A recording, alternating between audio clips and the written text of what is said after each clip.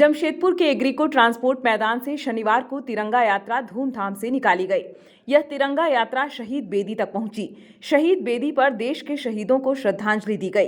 तिरंगा यात्रा में शहर के बुद्धिजीवी नेता, डॉक्टर, अधिवक्ता आदि शामिल रहे। तिरंगा यात्रा निकलने से पहले एक सभा हुई, जिसे संबोधित करते हुए सांसद विद्युत वरण महतो ने कहा कि देश के शहीदों ने देश की खातिर अपनी जान दी थी, उन्हें हमेशा याद रखना चाहिए। नमन संस्था के अध्यक्ष डॉक्टर अमरप्रीत सिंह काले ने कहा कि सरदार भगत सिंह की याद हमेशा दिलों में कायम रहेगी। उनको देश के लिए फांसी दी गई थी और खुशी खुशी उन्होंने फांसी का फंदा चूम लिया था। उनसे कहा गया था कि उनकी फांसी की सजा माफ हो सकती है।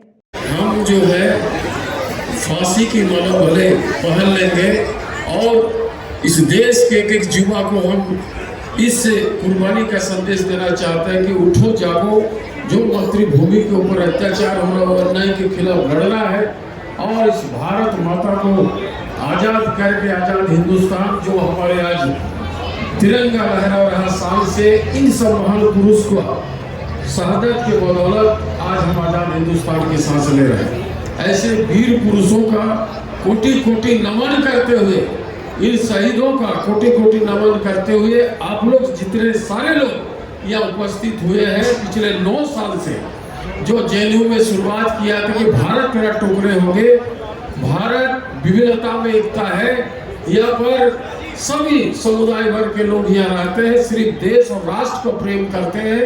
ऐसे देश प्रेमियों लोगों को मैं हृदय से साधुवाद और धन्यवाद देते हुए आप सबों को पुनः इस कार्यक्रम में शामिल होने के लिए धन्यवाद देते हैं।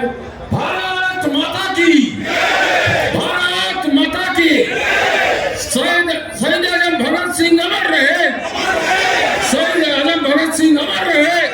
मेरी आत्मा निकलेगी, उस दिन ये पूरी देश की आत्मा जागृत होगी और उस समय अंग्रेजी हुकूमत आपको भागने का रास्ता नहीं मिलेगा। इसलिए आज के इस दिन को भी हम शौर्य का दिन मनाते हैं।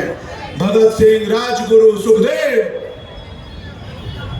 बाबू कुंवर सिंह,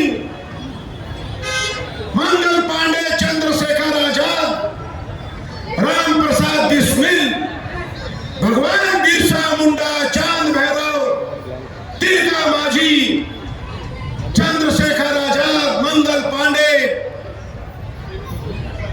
लाला लाजपत राय, महारानी लक्ष्मीबाई, उधम सिंह, करतार सिंह सराबा, सुभाष चंद्र बोस, खुदीराम बोस जैसे ना जाने कितने वीर क्रांतिकारियों ने जब जेएनयू में 2016 में भारत तुम्हारे टुकड़े होंगे के नारे लगे, आज से 9 साल पहले, तब इस संकल्प के साथ इस यात्रा का आयोजन किया गया, नमन का गठन किया गया कि कहीं ना कहीं हम अपने नौजवानों को अपने वीरों के उस बलिदान के बारे बताने में कहीं कमी रह गई है।